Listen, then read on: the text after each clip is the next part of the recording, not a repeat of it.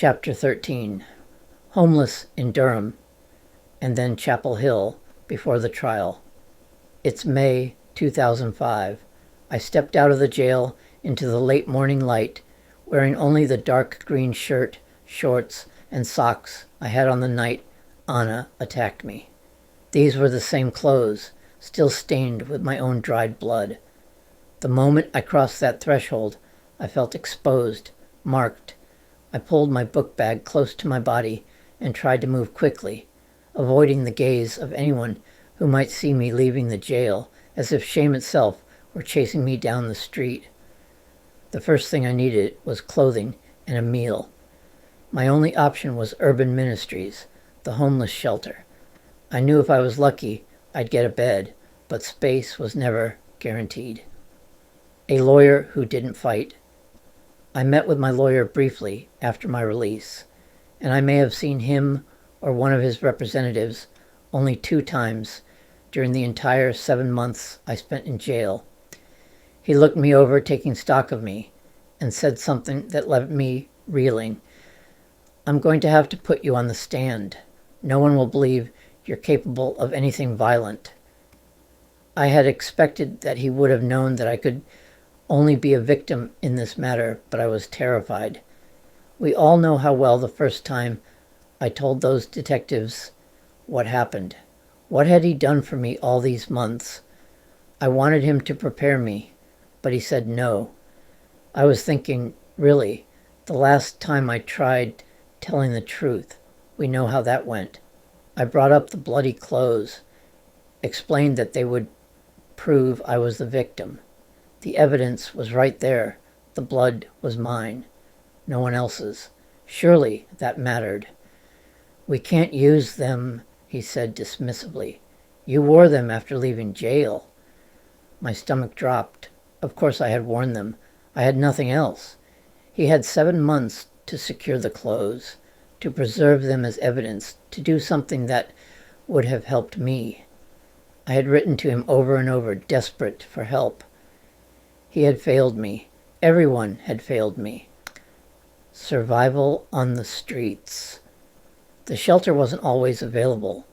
On the nights I couldn't get in, I wandered the streets, noting where small groups of homeless people settled.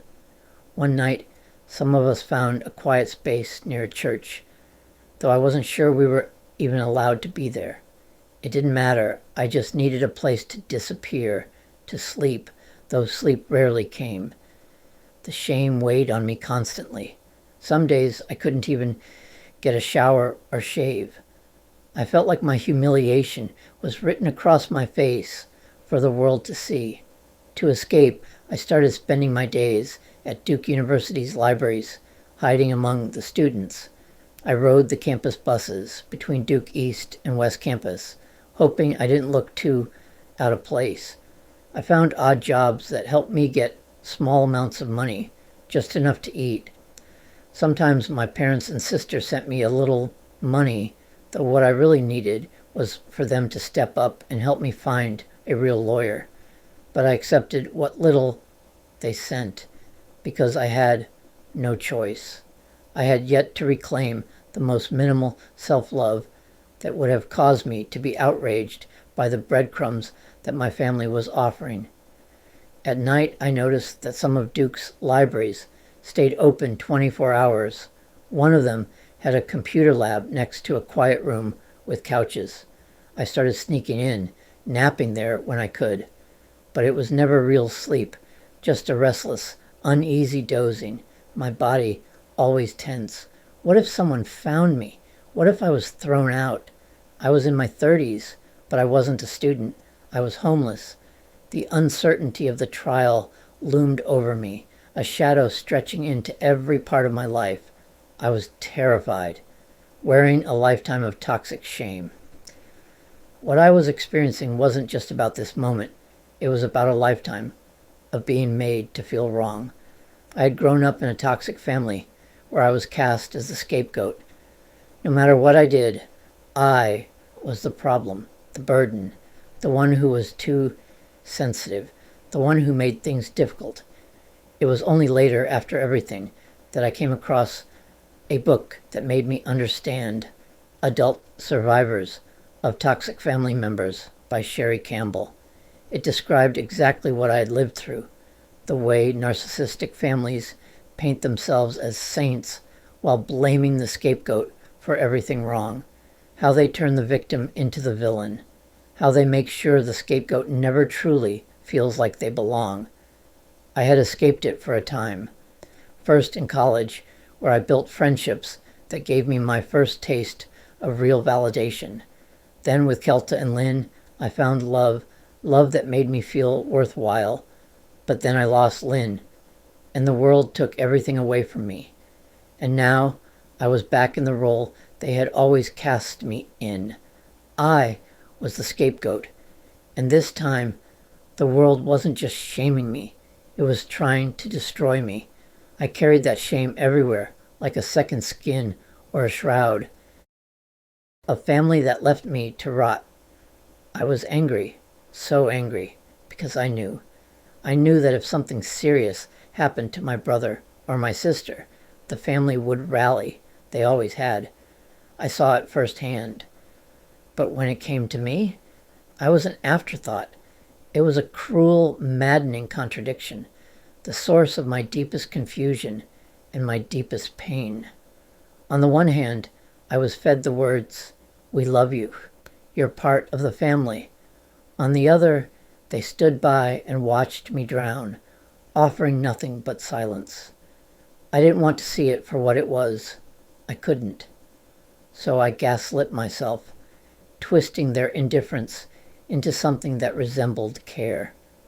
I clung to the scraps of their attention, desperate to believe that they loved me, that I mattered to them, because facing the truth that I was truly alone was a horror I wasn't ready for. But the cracks had been there for years. I just hadn't wanted to look. The call that changed everything. My brother, John. There was a time when he was my best friend. The bond between us felt solid, something that would never break. We laughed together, celebrated holidays together, shared memories that felt unshakable. I had no reason to believe anything had changed, but it had. One Christmas visit home, I met my niece Emily for the first time. She was shy at first, peeking at me from behind the couch. But as the night went on, she began to warm up, her tiny hand finding its way into mine. I was charmed by her innocence until she said something that sent a chill through me. I noticed a mark near her eye. Gently, I asked, "What happened?" Without hesitation, she answered, "Your brother did that." Not Dad, not my father. She said, "Your brother." It was so small, a detail that might have slipped past me, but it didn't. And then I saw it with my own eyes. Later that night, I witnessed my brother's temper erupt. He grabbed Emily, lifted her off the floor, and shoved her against the wall. The thud, her small cry, it's burned into me. My blood ran cold. The consequence of doing the right thing. I made the call, Child Protective Services, because that's what you do. That's what we swore to do as social workers. Err on the side of the child. Report suspected abuse. Not judge, not decide, just report. I wasn't the enemy. I was the protector. But to my family, I became something else entirely. The police came. And with them, the family's mask slipped. They closed ranks, not around Emily, but around John. It was a private family matter, they said. I was a traitor. The police, failing to uphold my anonymity, let everyone know who had made the call. And just like that, I was cut off. Gaslight and silence. John at least had the decency to make his feelings clear. We're done, and we were, forever. But my parents and my sister, they never said those words. There was no confrontation, no fallout, just nothing. And that was worse, because everything they did, or rather everything they didn't do, was cloaked in this cruel ambiguity. There were no accusations, no fights, just a quiet chilling absence where care should have been. And through it all, they still sent mixed signals. Birthday cards, the occasional phone call, just enough to keep me doubting myself. I told myself, if they hated me, they wouldn't reach out at all, right? But when disaster struck me, when I was brutalized, arrested, thrown into a nightmare, I discovered the truth. There was no rallying around me, no lifeline, no questions, no concern.